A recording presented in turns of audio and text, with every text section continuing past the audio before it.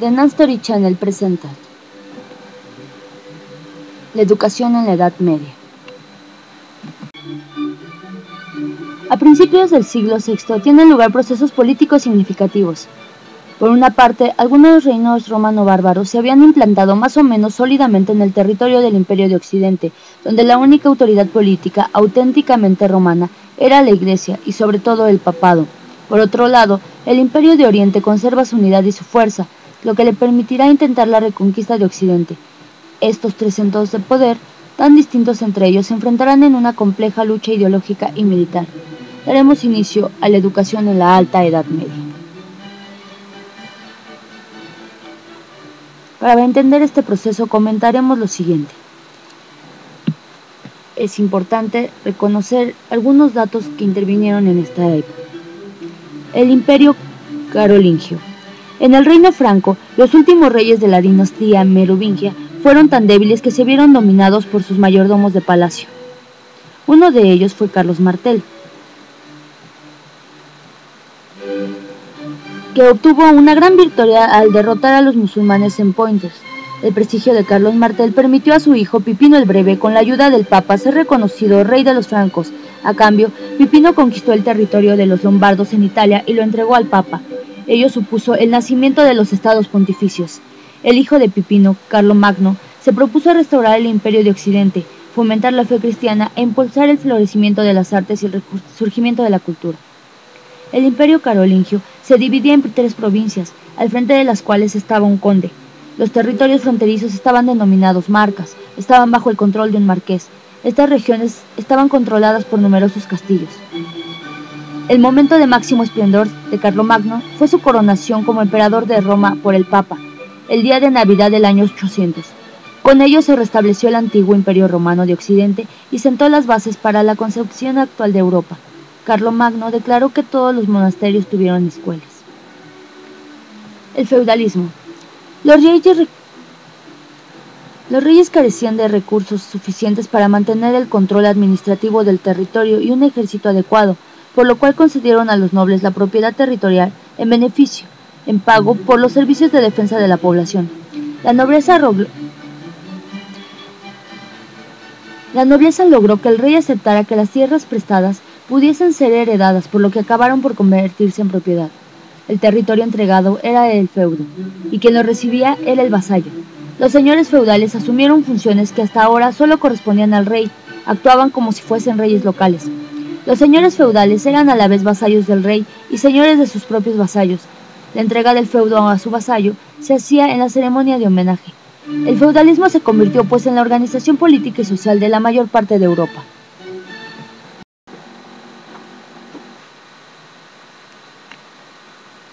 La educación en la Alta Edad Media.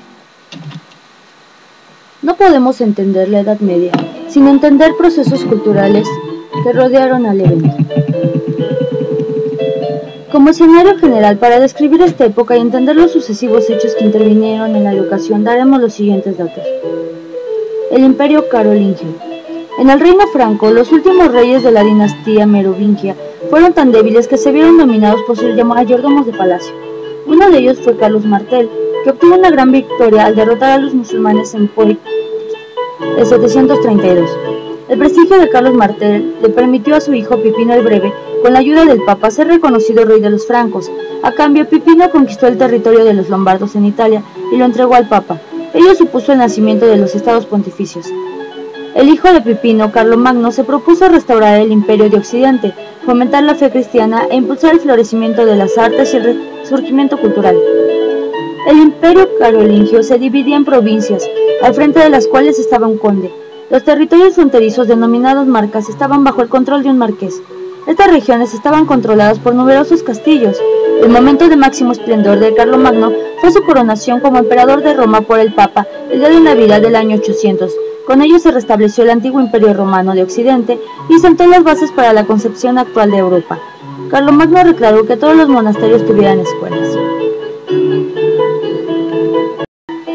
El feudalismo. Los reyes carecían de recursos suficientes para mantener el control administrativo del territorio y un ejército adecuado, por lo cual concedieron a los nobles la propiedad territorial en beneficio en pago por los servicios de defensa de la población. La nobleza logró que el rey aceptara que las tierras prestadas pudiesen ser heredadas, por lo que acabaron por convertirse en propiedad. El territorio entregado era el feudo, y quien lo recibía era el vasallo. Los señores feudales asumieron funciones que hasta ahora solo correspondían al rey, actuaban como si fuesen reyes locales. Los señores feudales eran a la vez vasallos del rey y señores de sus propios vasallos. La entrega del feudo a un vasallo se hacía una ceremonia de homenaje. El feudalismo se convirtió pues en la organización política y social de la mayor parte de Europa. El paisaje agrario medieval. Es importante mencionar esta parte. El mundo medieval era eminentemente rural. El sistema feudal funcionó desde los castillos y los monasterios. El señor controlaba que los viñados le entregaran una parte de la cosecha, ya fueran productos naturales, en días de trabajo o en dinero. Los campesinos vivían en pobres cabañas. Su trabajo se regía por el horario del sol. Una vez recogida la cosecha y separadas las partes destinadas al señor, el campesino debía entregar una 10ª parte a su parroquia, el diezmo, ya reservar otra parte para la próxima siembra. El rendimiento del campo era bajo. Como consecuencia, durante la Alta Edad Media la vida era muy precaria y la población permaneció estable. Los días de mercado acudían a vender sus escasos excedentes y compraban lo poco que les permitía su limitada capacidad adquisitiva. No se puede entender la Edad Media sin tener presente la influencia que la Iglesia tenía en todos los aspectos de la vida cotidiana. La Iglesia era rica y poderosa. La riqueza y el poder de los obispos los convertían con frecuencia en los verdaderos señores feudales. Fue la Iglesia la quien aglutinó al occidente cristiano. También ofrecía asilo a los perseguidos. Por encima de todos los obispos estaba el Papa. Solo éste tenía la facultad de crear obispados y cargos eclesiásticos. Esta cuestión provocó enfrentamientos entre el Papa y el emperador. Dependientes del alto clero, se encontraban los párrocos de la aldea.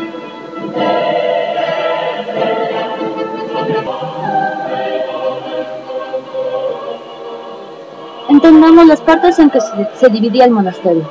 El monasterio era un centro de oración y económico. Estaba constituido por un grupo de edificaciones. La iglesia, donde los monjes se reunían para rezar y celebrar la liturgia.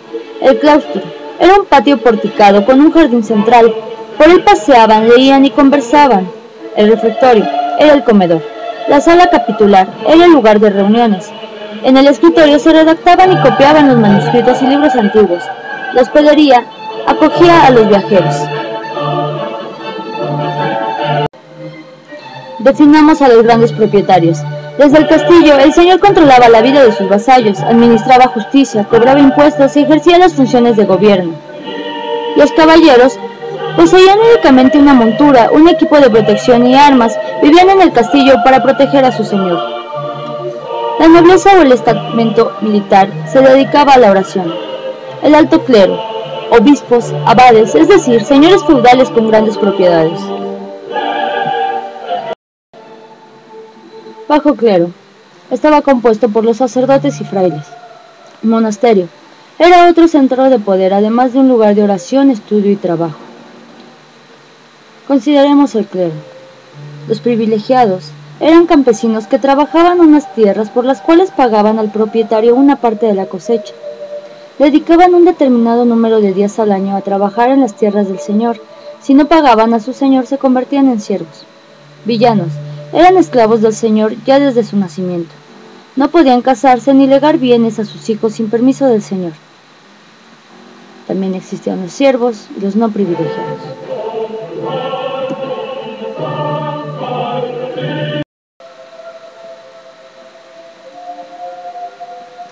En lo que concierne específicamente al campo de la instrucción, se manifiesta un proceso paralelo y doble, una gradual desaparición de la escuela clásica y la gradual formación de una escuela cristiana, en su doble forma de escuela episcopal.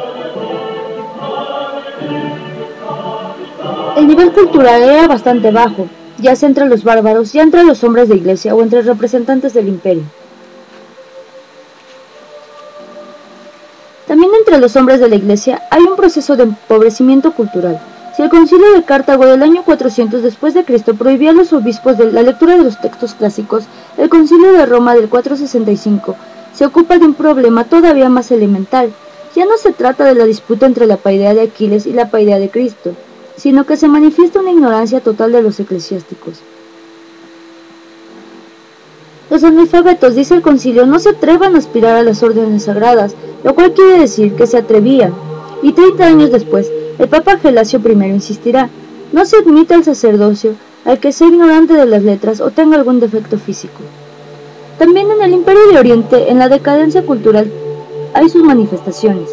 En el 529, Justiniano, precisamente mientras se preocupaba de sistematizar las leyes romanas, cerraba la gloriosa escuela filosófica de Atenas, dando así un rudo golpe a la ya vacilante tradición clásica de los estudios liberales. Sabemos que Justino era muy ignorante, lo que se dice un analfabeto, lo cual nunca había ocurrido en el Imperio Romano.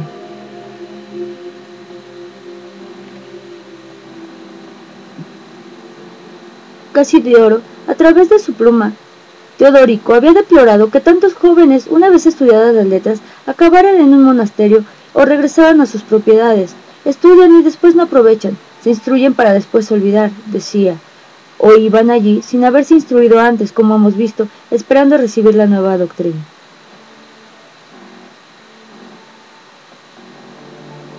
La cultura helénica en realidad ya estaba muerta, salvo en algunos pocos e insignificantes centros donde se va a conservar de una manera aislada. La Iglesia, como parte de sus actividades específicas, es la que reorganiza cultura y escuela. Como se ha señalado, la Iglesia tiene esta doble estructura organizativa, viviendo en parte en medio de la gente en los obispados y rectorías, y en parte alejada de la gente de los cenobios.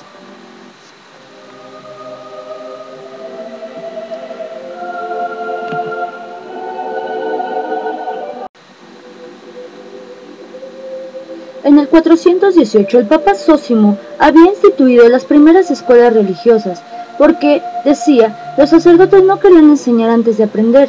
Esto nos recuerda que las tareas de los sacerdotes están ya netamente diversificadas de las de los laicos, precisamente como clero, o sea, como parte elegida, y entre estas tareas está la de enseñar, tarea que a diferencia de los antiguos levitas del pueblo hebreo, no la conquistaron ejerciendo primero la fuerza de las armas.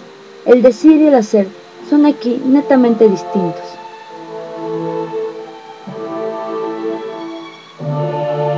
La costumbre hebrea, constituida antes de la destrucción del templo y de la diáspora, estaba centrada en la sinagoga y estaba caracterizada por un método de obsesiva memorización y repetición coral de la Midrash, como escasa o nula atención a la enseñanza de la escritura,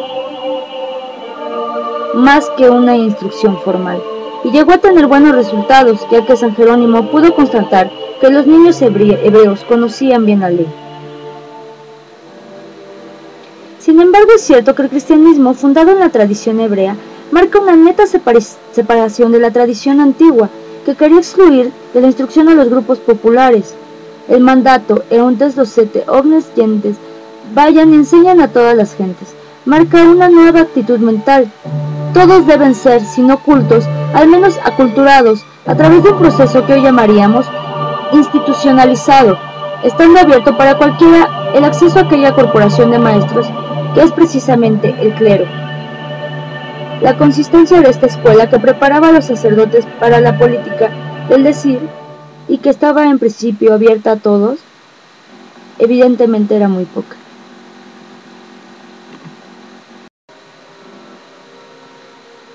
Las escuelas en los obispados y en los cenobios. Tenemos el ejemplo de que en España el Concilio de Toledo de 527 decide: los niños destinados por voluntad de los padres desde los primeros años de infancia a la misión del sacerdocio, apenas reciban la tonsura o sean recibidos para ejercer el ministerio de los eclesiásticos, deben ser instruidos por el preboste en la casa de la iglesia, en presencia del obispo.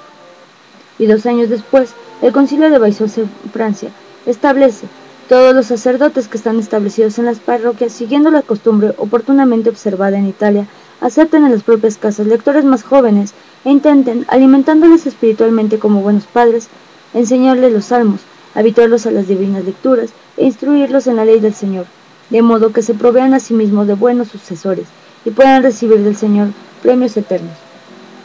Uno y otro concilio aconsejan además permitir a los muchachos que han llegado a los 18 años escoger entre el matrimonio y el sacerdocio.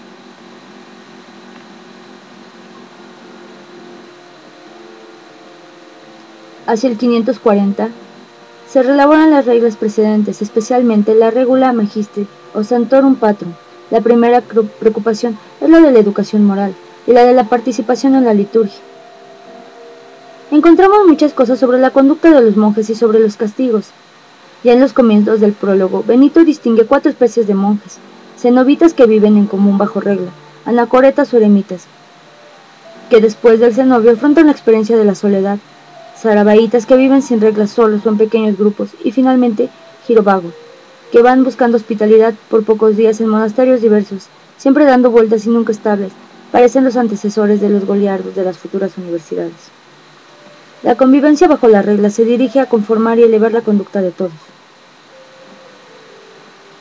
Los castigos se consideran algo normal.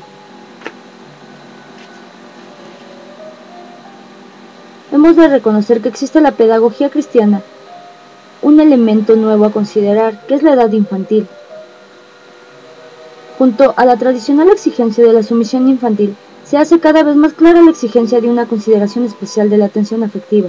La regla 37, poniendo juntos viejos y niños, recomienda tener siempre presente su debilidad y por lo mismo tener para con ellos una pía consideración, al menos en lo que respecta a la alimentación.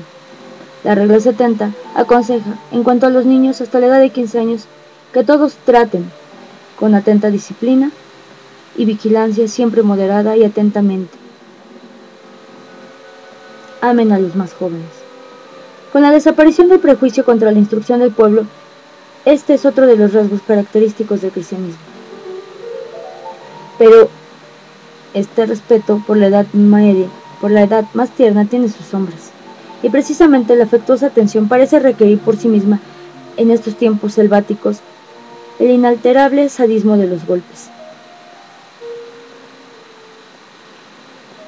Los niños y los adolescentes, o incluso los que no pueden darse cuenta de la gravedad de la excomunión, cuando cometen alguna falta, son castigados o con ayunos prolongados o con fuertes golpes, de modo que se corrijan. Frente a la edad adulta, la edad infantil se presenta como incapacidad de entender, por eso no se le puede persuadir sino con golpes. Igual que la mujer, el niño es un ser imperfecto en relación al hombre, nos advierte San Cesario. El ser golpeado es propio de la infancia.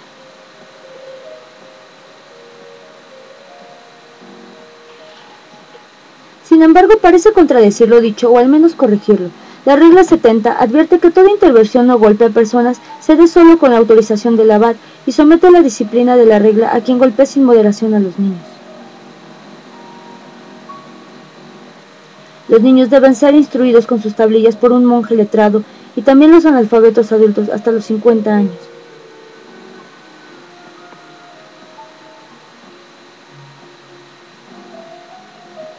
Se da una nueva sugerencia sobre el leer o la habilidad de la lectura. A este propósito se puede mencionar a Agustín y después a Isidoro de Sevilla, el cual se vio obligado a advertir, evidentemente porque no era este el uso normal, que la lectura silenciosa es más aceptable a los sentidos que la que se hace en alta voz. En efecto, la inteligencia se instruye mejor cuando la voz de quien lee se apaga y la lengua se mueve en silencio. Esto quiere decir que incluso el que lea silenciosamente sigue articulando la lengua.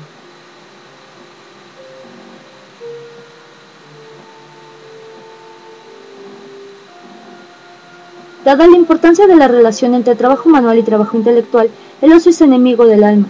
Por eso los monjes en determinadas horas deben atender el trabajo manual y en otras horas también determinadas a la lectura espiritual. Por eso creemos que los horarios de ambas ocupaciones puedan combinarse.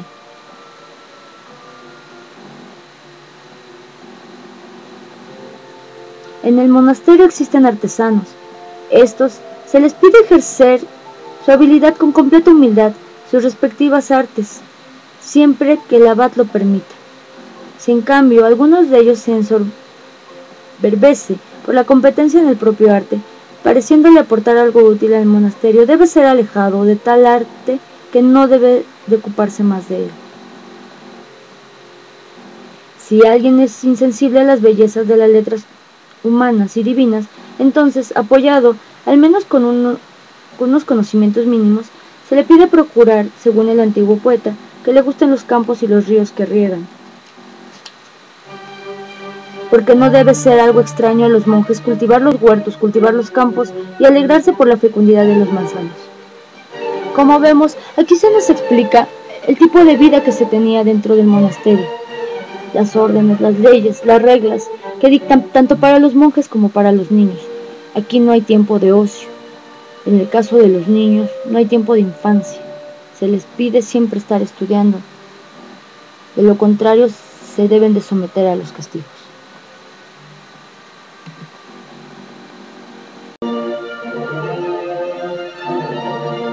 Hablemos de la nueva cultura escolástica. En esta, los clásicos de la tradición helenístico-romana se ha pasado a los clásicos de la tradición bíblico-evangélica. En esta nueva instrucción concreta no podía prescindir de una preparación formal en el leer, escribir y hacer cuentas, aunque a niveles mucho más reducidos que los tradicionales.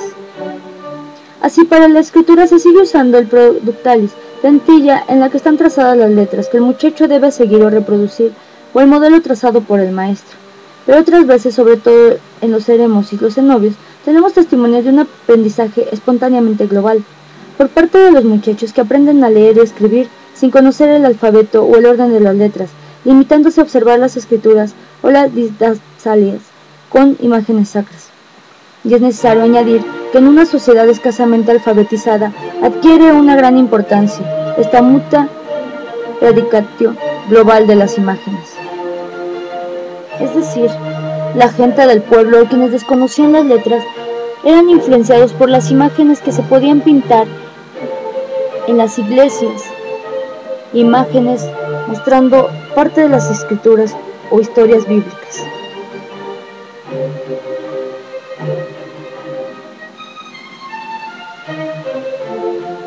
En cuanto a la relación pedagógica, hemos visto la contradicción entre los consejos amorosos en los principios y sus costumbres sádicas en la práctica.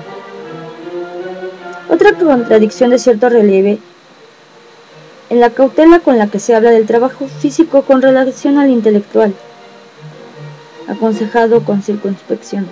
Al constituirse la escuela cristiana, la polémica contra la cultura clásica se renueva para llegar a una desaparición temporal de la misma, aunque en el futuro alcanzara nuevo esplendor. Los santos padres no han decretado rechazar los estudios de las letras seculares, aún ahora.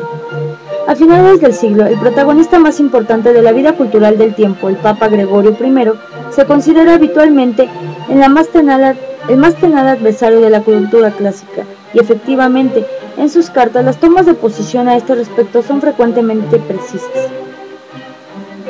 Dice alguna de ellas: considero gravemente indigno someter las palabras del oráculo celeste dentro de las reglas de Donato, y he aquí otra posición parecida.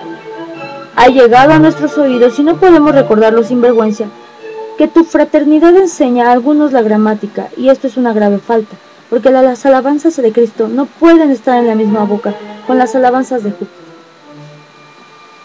Como vemos, la enseñanza de gramática y retórica pasa a segundo plano. Los obispos, sacerdotes, el Papa son los únicos que pueden dar orden sobre la educación. En este momento se registra una fractura histórica profunda. El mundo helenístico romano casi desaparece de Occidente. Los contactos con los que queda del Imperio Romano Bizantino son mínimos. En Italia, la invasión longobarda marca una ruptura más profunda con las antiguas tradiciones y abre un surco todavía más profundo entre los dos pueblos, que ya conviven en la misma tierra. Los otros reinos romanos o bárbaros conocen diversos asentamientos que comportan distintas consecuencias culturales, desde un renacimiento clásico en España a una nueva cultura cristiano-bárbara, con casi nada de helenístico o romano en Inglaterra, y finalmente la avanzada árabe en el Mediterráneo marca un punto sin retorno, y una ubicación de gentes y culturas totalmente diversas. En la escolástica no sobreviven los grandes autores, en todo caso son considerados como modelos de estilo y de alguna forma son cristianizados. Por ejemplo, Virgilio o Séneca fueron considerados cristianos, sino solamente aquellos textos sobre la preparación formal, como las compilaciones gramaticales de la decadencia latina, las gramáticas de Donato y de Prisciano, con su tradicional forma de tratado expositivo, que después será abandonado por mucho tiempo, o la síntesis de las 7 artes liberales de Marciano Capello. tiene también mucha importancia la determinación de los modos de leer las escrituras y la organización de las diversas disciplinas en un conjunto coherente. Los cristianos, y digamos también los celtas o los anglos convertidos al cristianismo, no pueden leer el Antiguo Testamento del mismo modo en que lo leen los hebreos, y para que no sea para ellos un patrimonio extraño de texto que narran genealogías y liturgias de un pueblo remoto, se les debe recubrir de un sentido nuevo, más de acuerdo con las tradiciones propias, y no se debe subvalorar las tradiciones de los druidas celtas. Nace entonces la exigencia de buscar nuevos sentidos en los textos para compensar la extrañeza de los mismos, y tal vez su incongruencia o irrelevancia.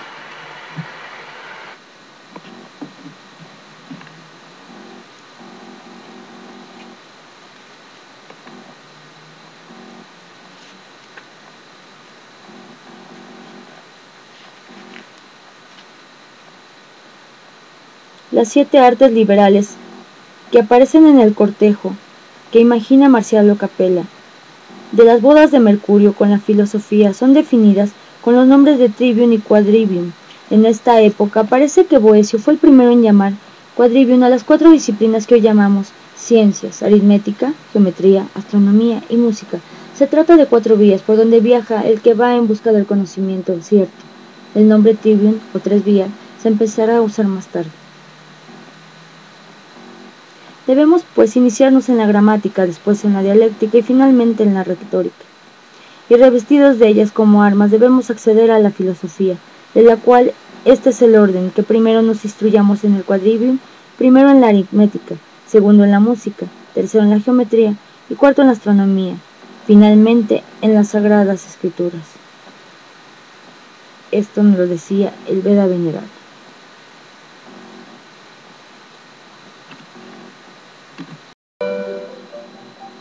Las escuelas canónicas ciudadanas. Junto a esta reelaboración cultural, otra revolución se está llevando a cabo, dando acceso a esta nueva cultura a niños de grupos sociales subalternos que antes estaban excluidos. La Iglesia educa para todos, para que todos conozcan las Escrituras. Es la nueva actitud cristiana de apertura a todos en cuanto a la educación, más aculturación que instrucción, a que ya nos hemos referido. Esto configura una verdadera y propia escuela de la parroquia. Sus alumnos acceden a ellas a través de un reclutamiento dentro de la misma organización eclesiástica, como está confirmado por 2 sucesivos concilios toledanos. Ya habíamos visto el de 527. Aquí se trata del concilio de 638, que prescribe que los muchachos cuyos padres pertenecientes a las familias de las iglesias han recibido un título de libertad sean aceptados en la iglesia, a quien deben obsequio a fin de ser instruidos. El de Mérida, de 666, recomienda que todos los sacerdotes párrocos se consigan clérigos de las familias de su iglesia y lo nutran de buen grado a fin de que cumplan dignamente el oficio sagrado y estén siempre dispuestos a servir. Un poco como sucedía y sucederá en la relación de aprendizaje artesanal, en la que todo maestro se procura un muchacho aprendiz. Es necesario que los rectores de las iglesias cuiden que los niños y los adolescentes que se alimentan y se instruyen en la congregación que se les ha confiado estén sometidos bajo el yugo de la disciplina eclesiástica, de manera tal que a su edad lasciva y propensa a pecar no puedan tener ocasión de caer en el pecado. Deben de mantener una actitud intachable, para que los cuide con el máximo celo y se les obliga con rigor a cumplir lo ordenado por ellos. Así, imbuidos de las doctrinas eclesiásticas y revestidos de las armas espirituales, puedan proveer decorosamente a la utilidad de la Iglesia y ser dignamente promovidos a los grados eclesiásticos. Los niños 10 años han de tener 3 o 4 maestros para poder cumplir lo que nos dice el bienaventurado Benito. Siempre han de estar bajo custodia y nunca deben de ir sin maestro. Los niños deben ser instruidos con atención, y cuando lleguen huéspedes doctos, uno de ellos debe ser examinado de este modo. El prior debe enseñarle lo que debe de hablar con el huésped, o de gramática, o de canto, o de cálculo, de cualquier otra disciplina, y el prior, disimuladamente, debe observar si habla con el huésped, con honestidad y pudor, y cómo se comporta con respecto al huésped, si mira aquí y allá o solo al huésped. Y después de la partida del huésped, el prior lo debe advertir si ha formulado preguntas o dado respuestas negligentes o irreverentes, o demasiado tímidamente o demasiado burlonamente, de manera que pueda después dar mejor respuesta a quien lo interroga. He aquí una de las instrucciones sobre los huéspedes.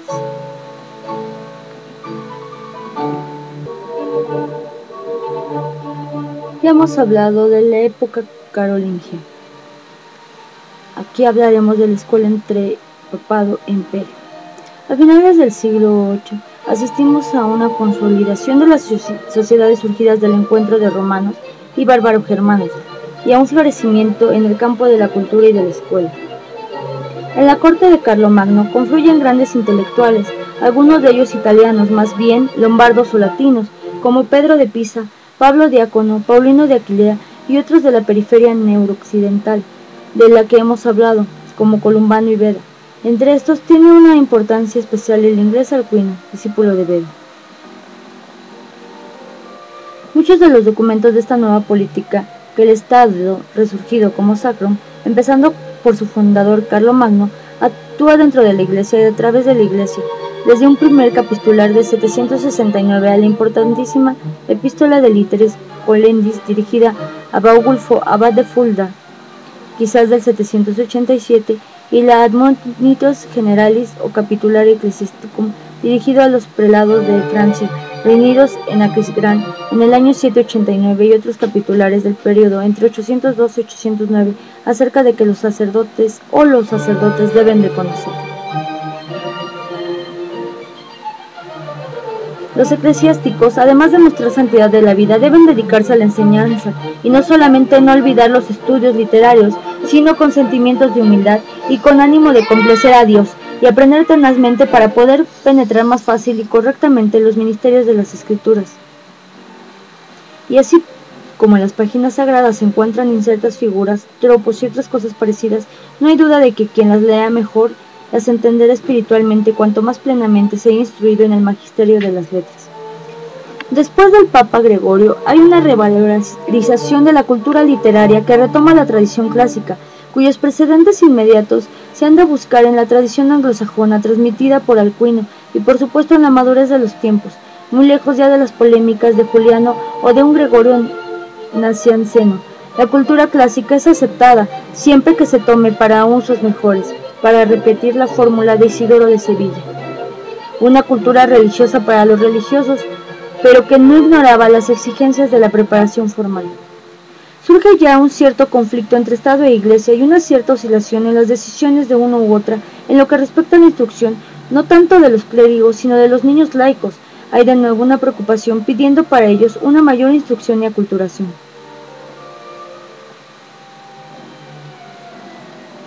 Es una política que muy pronto la Iglesia modificará radicalmente, procurando controlar toda iniciativa en materia de educación.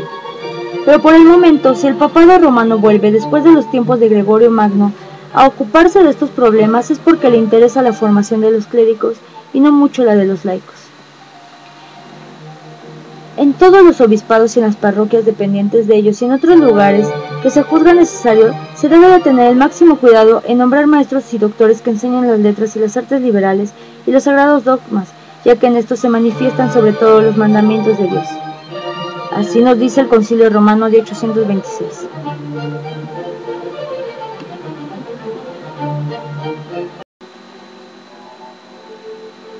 En cuanto a la educación física y guerrera, faltaría decir algo sobre esta educación. ¿Cuál era la división entre romanos y bárbaros? Y fuera de la instrucción literaria y religiosa de la que hemos hablado hasta ahora, la educación que los bárbaros se reservan para sí, miletes y beatores, como algo exclusivo. Al principio, como nos dice el obispo Salviano, hostil al imperio romano y admirador de los bárbaros, estos últimos, ignorantes de toda literatura y ciencia, se oponen a la aculturación por parte de los romanos con una fuerte resistencia, aunque al final podríamos parafrasear lo que dijo Horacio y decir que Roma capta, como nos cuenta Procopio en la guerra gótica. Los nobles godos se rebelaron contra Amalasunta, que además de educar, como hemos visto, a su hijo, según las costumbres y la cultura romana, una vez fue agarrada en falso, pegándole. Ella no afligió nunca los castigos corporales a ningún romano. Todos los notables se reunieron y fueron a visitar a Amalasunta y se quejaron de que el rey no fuera educado de manera justa y conveniente para ellos. Las letras, decían, no tienen nada que ver con el valor y las enseñanzas de personas ancianas. Por lo general, tienen como efecto la vileza y la cobardía. Era necesario, pues, que un muchacho destinado a dar pruebas de coraje y adquirir una gran fama se liberase del miedo a los maestros y se ejercitara mejor en las armas. Añadían que ni tan solo Teodorico había permitido a los godos mandar a sus hijos a las escuelas de letras humanas. Al contrario, decía a todos que una vez atemorizados ya nunca más se atreverían a empuñar con desprecio el peligro, la espada y la lanza. Por esto le decían: manda a tu país a estos pedagogos y pon tú misma junto a Talarico muchachos de su edad, para que se desarrollen juntamente con él y lo lleven a tener valor, según la costumbre de los bárbaros. Podemos ver de cerca el ejemplo de la educación de los hijos de Carlomagno. Según Tegana, autor de Vita Ludovisi, Carlos vivía a menudo junto a los hijos alegremente y los instruía eficazmente en las disciplinas liberales y en las leyes mundanas.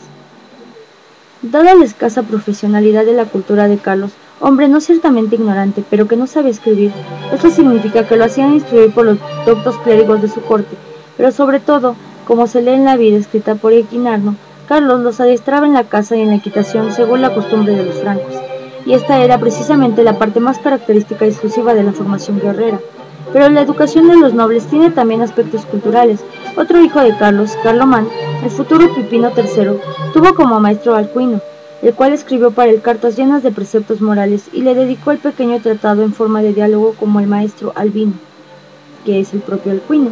Pero sabemos también que, como sus hermanos, también le estaba confiado a un Baiulus, o sea, un tutor que nos recuerda un poco al Terapón homérico, así como el Comes nos recuerda al Opaón, el cual debía prepararlo para todo, sobre todo para las funciones militares y áulicas.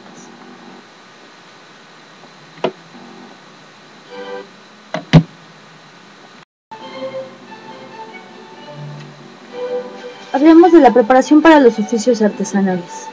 La decadencia de las capacidades productivas de la sociedad romana es incuestionable, pero es también evidente que no llegaron a perderse del todo las habilidades propias de los diversos oficios, o al menos de las principales, como cultivar la tierra, construir casas, trabajar el hierro, la madera, etc. Y tampoco faltan tradiciones artesanales bárbaras, sobre todo en lo que respecta a la orfebrería. Todo ello presupone la supervivencia de un aprendizaje. En las formas ya conocidas que nos describe detalladamente Platón, consistentes en observar por largo tiempo e imitar antes de producir autónomamente.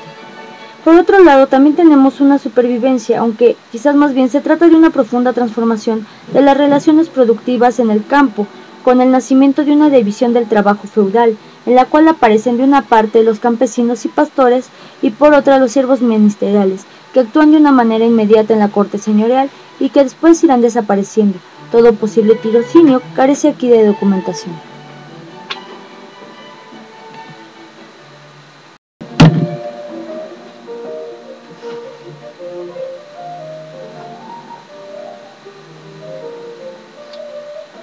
Durante el siglo XIII se sintetizaron los logros del siglo anterior. La Iglesia se convirtió en la gran institución europea.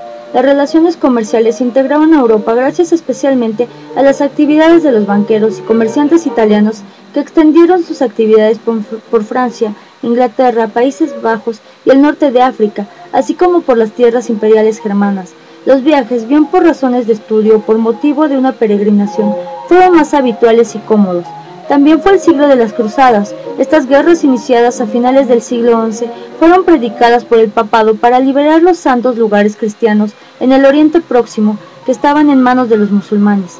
Concebidas según el derecho canónico como peregrinaciones militares, los llamamientos no establecían distinciones sociales ni profesionales. Estas expediciones internacionales fueron un ejemplo más de la unidad europea centrada en la Iglesia, aunque también influyó el interés de dominar las rutas comerciales de Oriente.